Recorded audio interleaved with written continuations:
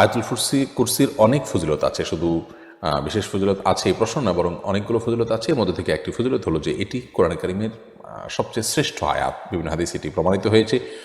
উবাই ইবনে কাব রাদিয়াল্লাহু তাআলা নবী করিম সাল্লাল্লাহু আলাইহি ওয়াসাল্লাম প্রশ্ন করেছেন, তুমি কি জানো আয়াতুল কুরসির কোরআন কারীমের সবচেয়ে শ্রেষ্ঠ আয়াত কোনটি? তিনি বলেন, না, আল্লাহ এবং আল্লাহর রাসূল ভালো জানেন। তখন নবী করিম সাল্লাল্লাহু আলাইহি ওয়াসাল্লাম বলেছেন আয়াতুল কুরসি। দ্বিতীয়ত, আয়াতুল কুরসিতে আল্লাহ তাআলার গুণবাচক নাম এবং সিফাতগুলো, মৌলিক সবগুলো এখানে চলে এসছে, যার কারণে অন্য আয়াত থেকে স্বতন্ত্র, এর মর্যাদা অনেক বেশি। তৃতীয়ত, এই আয়াতুল কুরসি এটি শয়তান থেকে আমাদেরকে রক্ষা করে, শয়তান থেকে, দুষ্ট জিন থেকে রক্ষা করে।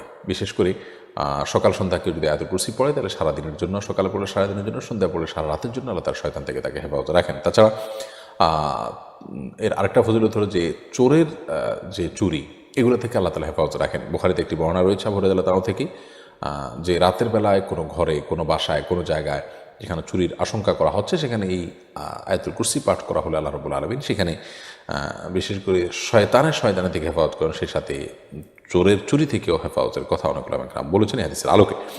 সেই সাথে সকাল সন্ধ্যার পাশাপাশি 5 ওয়াক্ত সালাতের পর আয়াতুল কুরসি যদি কেউ পাঠ করেন, নবী করিম সাল্লাল্লাহু আলাইহি ওয়াসাল্লাম বলেছেন ওই ব্যক্তির জান্নাতে যাওয়ার ক্ষেত্রে একমাত্র বাধা থাকে মৃত্যু। লা ইয়ামনাহু মিনাল জান্নাতি ইল্লা ইয়ামুত, সে জান্নাতে যাওয়ার ক্ষেত্রে মৃত্যুই তার একমাত্র বাধা থাকে। বিপুল ফজিলত আছে আয়াতুল কুরসির। অতএব সকাল সন্ধ্যা, রাতে শোয়ার সময়, তারপর 5 ওয়াক্ত সালাতের পর, তারপরে নিজের এবং বাসাবাড়ির আপনার নিরাপত্তার জন্য, শয়তানের পানাহ থেকে পানাহ চাওয়ার জন্য, সর্বোপরি শ্রেষ্ঠ আয়াত এটি তেলাওয়াত করে মর্যাদা লাভের জন্য আমরা আয়াতুল কুরসি বিশেষ করে তেলাওয়াত করবো ইনশাআল্লাহ তাআলা।